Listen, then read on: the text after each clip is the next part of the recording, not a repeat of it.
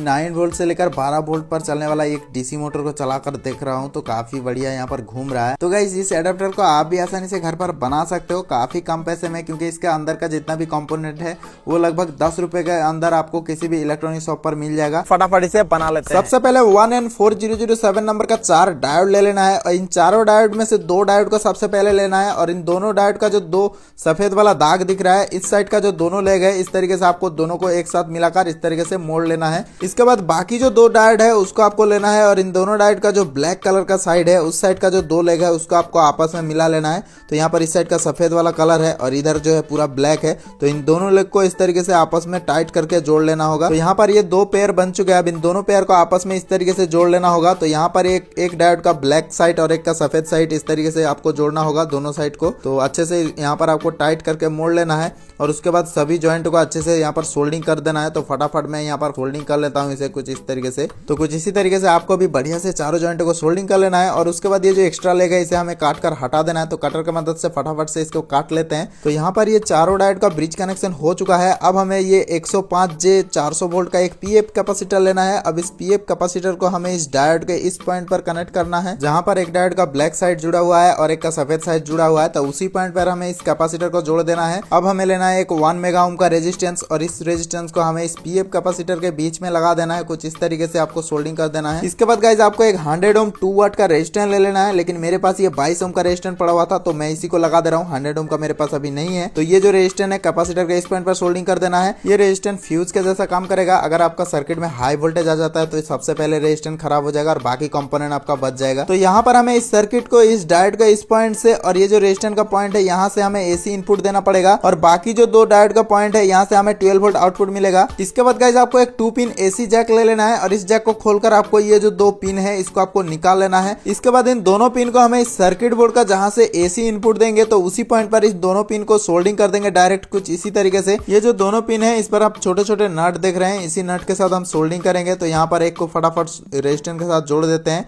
और दूसरा वाला हमें डायोड के साथ बिल्कुल एक लेवल पे जोड़ना है, लेकिन उसके लिए यहाँ पर एक छोटा सा वायर सोल्डिंग करना पड़ेगा। तो इस तरीके से आपको एक वायर का टुकड़ा ले लेना है, फटाफट से इस तरीके से सोल्डिंग कर देना है। तो इन दोनों पिन को सोल्डिंग करने के बाद हमें इस पूरे सर्किट को एक बॉक्स के अंदर फिट करना पड़ेगा। तो उसके लिए हमें यहाँ पर एक विक्स वेपर का खाली डब्बा ले लेना है। अब इस डिब्बे का ऊपर वाला जो कवर है हमें इसको खोलकर हटा देना है और सर्किट को हमें अंदर फिट करना होगा। तो उसके लिए हमें इस पिन को निकालने के लिए इस डब्बे में होल करना पड़ेगा। तो सोल्डिंग आयरन से फटाफट यहाँ पर मैं होल कर लेता हूँ। जरूरी नहीं है कि आपको ये विक्स वेपर का ही डब्बा लेना है, आप चाहे तो दूसरा कोई सा भी एक खाली डब्बे के अंदर इस सर्किट को फिट कर सकते हैं। तो यहाँ पर हमें दोनों पिन को खोल लेना है कुछ इस तरीके से और उसके बाद इस नट को इस होल के अंदर से इस तरीके से डाल देना होगा और इस सर्किट को अंदर फिट करने के बाद इन दोनों नट पे फिर से इस पिन को लगा देना है अच्छे से टाइट करके। इसके बाद गाइज आपको इस सर्किट में और 2 कंपोनेंट लगाना पड़ेगा। तो उसके लिए आपको एक 25 वोल्ट 470 यूएफ का कैपेसिटर ले लेना है। तो इस कैपेसिटर को हमें इस सर्किट का जहां से आउटपुट वोल्टेज निकलेगा वहां पर हमें पैरेलल पे लगा देना है। तो यहाँ पर इन दोनों डायोड के पॉइंट में से जहां पर सफेद कलर लगा हुआ है वहां से हमें पॉजिटिव आउटपुट मिलेगा और ये ब्लैक वाला साइड से नेगेटिव आउटपुट मिलेगा। तो यहाँ पर हमें कैपेसिटर को पैरेलल में जोड़ देना है, नेगेटिव के साथ नेगेटिव, पॉजिटिव के साथ पॉजिटिव।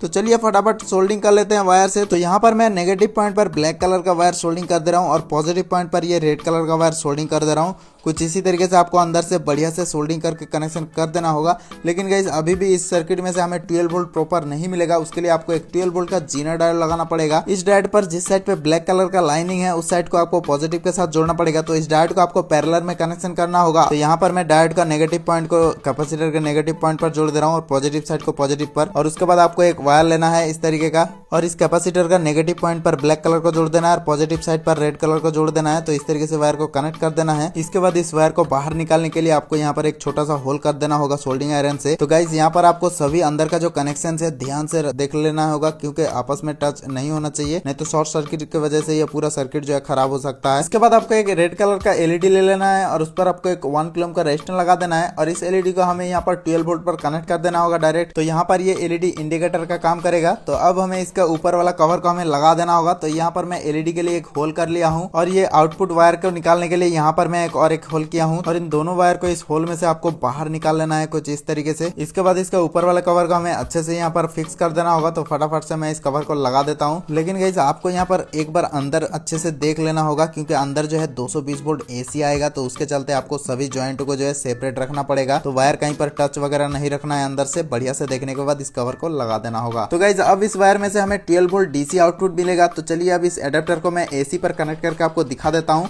तो सबसे पहले इस बोर्ड का कितना वोल्टेज आ रहा है वो मैं आपको दिखा देता हूँ। यहाँ पर मैं मल्टीमीटर को एसी पर सेट कर लिया हूँ। तो यहाँ पर आप देख सकते हैं इसका वोल्टेज जो है कितना आ रहा है। तो लगभग यहाँ पर 235 वोल्ट आ रहा है एसी, 235 वोल्ट एसी यहाँ पर दिखा रहा है। तो चलिए अभी मैं फटाफट इसको कनेक्ट करता हूँ इस एडेप्टर को।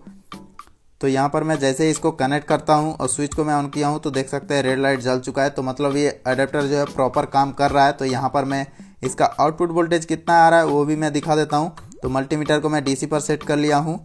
तो इन दोनों प्रोब को मैं जैसे कनेक्ट किया हूँ तो देख सकते हैं यहाँ पर 12 वोल्ट आ रहा है, 12 पॉइंट कुछ वोल्ट आ रहा है। तो काफ़ी बढ़िया है। तो चलिए अब इस एडेप्टर से मैं कुछ एलईडी और ये मोटर वगैरह चलाकर आपको दिखा देता हूँ। तो सबसे पहले मैं ये वाला एलईडी जलाऊंगा। तो ये एक 12 वोल्ट का एलईडी है।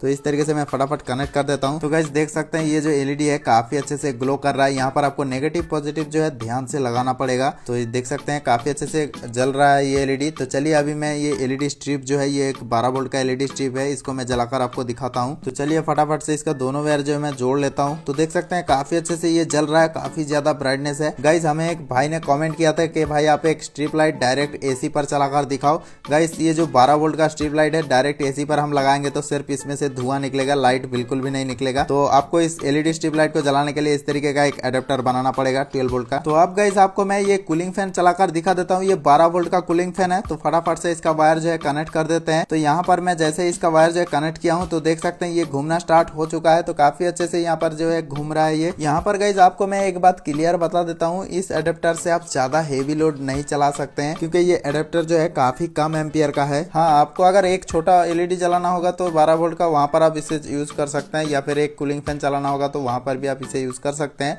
लेकिन ज्यादा हेवी लोड के लिए यूज नहीं कर सकते हैं। 2-3 कूलिंग फैन एक साथ जोड़ देंगे तो नहीं चलेगा। यहाँ पर मैं ये 9 वोल्ट से लेकर 12 वोल्ट पर चलने वाला एक डीसी मोटर को चलाकर देख रहा हूँ। तो काफी बढ़िया यहाँ पर घूम रहा है, लेकिन इसका स्पीड जो है उतना ज्यादा नहीं है जितना होना चाहिए था। फिर भी ये मोटर काफी अच्छा घूम रहा है। तो गाइस इस एडेप्टर को आप भी आसानी से घर पर बना सकते हो काफी कम पैसे में, क्योंकि इसके अंदर का जितना भी कंपोनेंट है वो लगभग 10 रुपए के अंदर आपको किसी भी इलेक्ट्रॉनिक शॉप पर मिल जाएगा। तो यार गाइस ये वीडियो आपको कैसा लगा? अगर अच्छा लगा तो इस वीडियो को लाइक कर देना, और आपको कुछ पूछना है तो हमें इस वीडियो के नीचे कमेंट करके पूछ सकते हो।